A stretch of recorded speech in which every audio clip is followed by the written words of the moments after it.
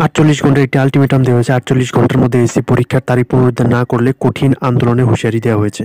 ৪৮ ঘন্টার মধ্যে এসএসসি ২০২৪-এর তারিখ যদি না বদলায় অর্থাৎ পুনরুদ্ধার না করে তাহলে কঠিন আন্দোলনের হুমকি দেওয়া হয়েছে। মারাত্মক একটি গরম খবর এবং মারাত্মক একটি আপডেট কিন্তু নিয়ে চলে আসলাম আজকে তোমাদের মাঝে, যেমনটা তোমরা কিন্তু ভিডিও শুরুতেই কিন্তু দেখেছো।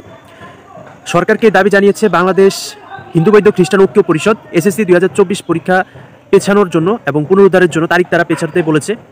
তার কারণ হচ্ছে আমাদের এসএসসি পরীক্ষা হচ্ছে ১৫ তারিখ শুরু এবং রুটিন অনুযায়ী মার্চের ১২ তারিখে শেষ মেইন পরীক্ষাগুলো।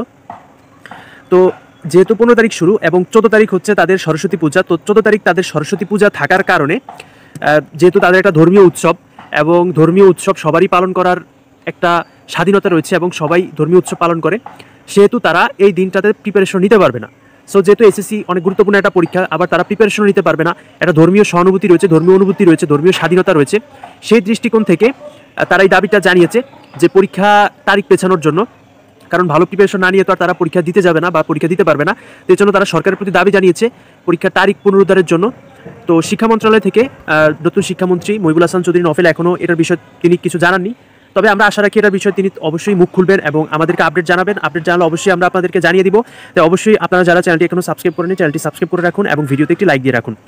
তো এখন মূল কথা হচ্ছে যে যেহেতু একটি ধর্মীয় অনুভূতি এবং ধর্মীয় স্বাধীনতার বিষয়, তো অবশ্যই এখানে পরীক্ষা পিছানো উচিত এবং যে হিন্দু বৌদ্ধ খ্রিস্টান ঐক্য পরিষদ রয়েছে তারা হচ্ছে যদি পরীক্ষা না পেছানো হয় তাহলে তারা আন্দোলনের হুঁশিয়ারি দিয়েছে বা আন্দোলনের ডাক দিয়েছে। দেখা যাক তারা কতটুকু কী করে, এখনও তারা পরবর্তী কোনো কিছু জানায়নি। আপনারা এই নিউজটা কিন্তু অলরেডি আমাদের স্ক্রিনেও দেখতে পাচ্ছেন, আমি স্ক্রিনে কিন্তু দিয়ে দিয়েছি।